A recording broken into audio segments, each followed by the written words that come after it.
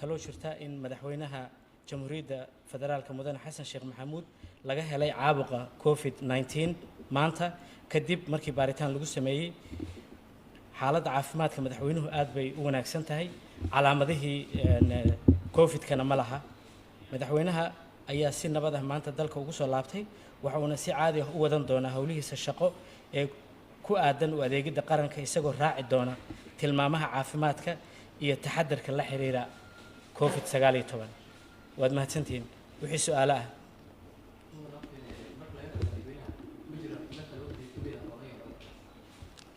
xubno kale oo wafdiga ka mida oo laga helay way jireen intii aanu halkaa joognay laakiin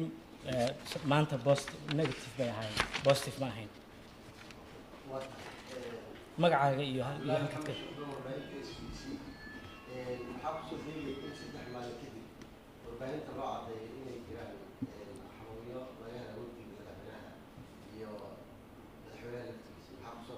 madaxweynaha maanta laga helay 3 maalmood ka hor lagama helin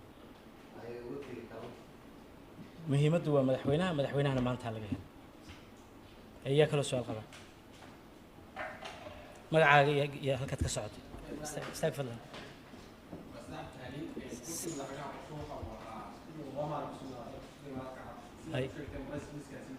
haye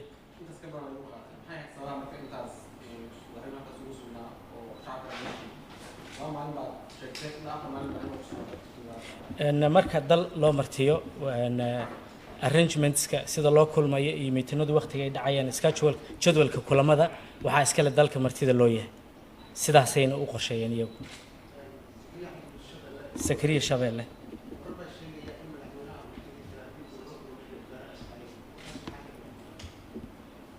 codka kor u qaad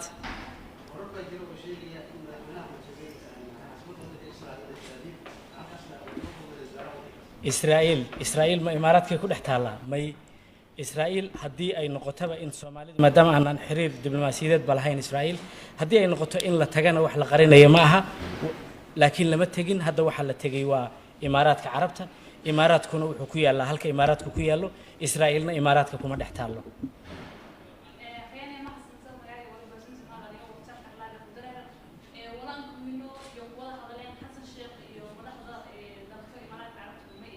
aad baad mahadsantahay waxyaalihii ugu waaweynaa ee laga wada hadlay waxay ahaayeen wax jaaliyadihii iyo ganacsatadii Soomaaliyeed ee meesha lagu kulmayna cabashooyinkooda kamid ahaa wixii labada wadan xiriirkooda ka xumaaday hagaajintoodana wax weyn ka tari lahaa haddaan qodobadii ugu muhiimsanaa idin sheego waa 20 milyan oo ay ugu deeqeen abaaraha waxaa la fududeeyay fiisaha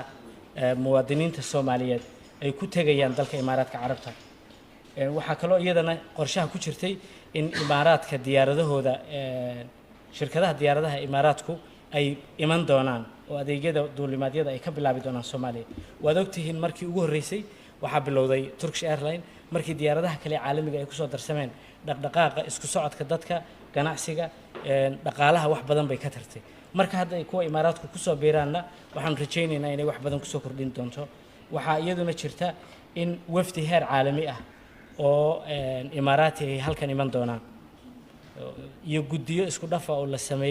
la sameyn doono si ay uga shaqeeyaan arrimaha la isku raacay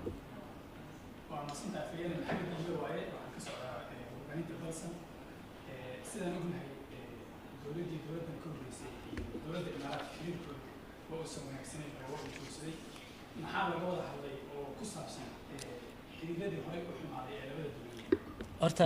maxamed maahan magacaagu maxamed waxa isbedelaa dawladda maahay waa xukuumadda dawladda Soomaaliyeed wali waa sideedii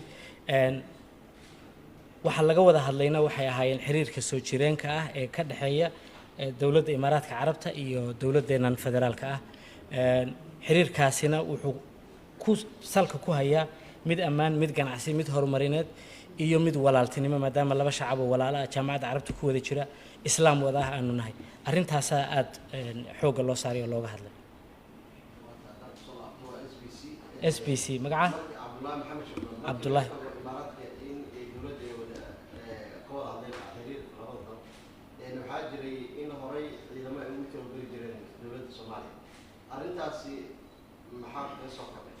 okay iskaashiga iyo wax wada qabsiga labada wadan ka dhaxeeya oo dhan walba ku saabsan ama amniga ama ganacsiga ama horumarinta ku saabsan waxa go'aanadooda gaari doona iyo sida ay u fuli doonaan gudiyada isku dhafka ah ee la sameyn doono ayaa kala su'aal kala qaban aways mustaqbal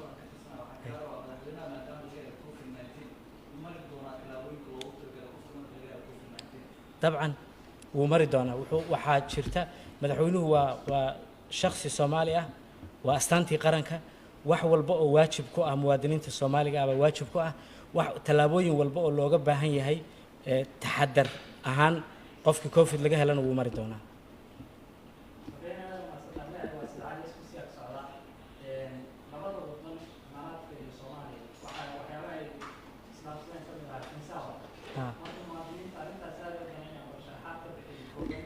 arrinta fiisaha safaaradda waxaa already la amray oo madaxweynaha dalkaasi amar ku bixiyay in laga soo tala bixiyo la soo qorsheeyo sidii fiisaha loo fududeyn lahaa marka qofka Soomaaliga ah isagoo xamar jooga ayuu ayr baasaboorkiisa qaadan doonaa safaaradda Imaaraadku tagi applicationada la bixiyo nidaamyada loo maro markaad marto fiisaha ayr baad soo qaadanaysaa waxa kale oo inta dheer oo arrinta fiisaha ku saabsan iyo isku socodka dadka Soomaaliyeed ee Imaaraadka degan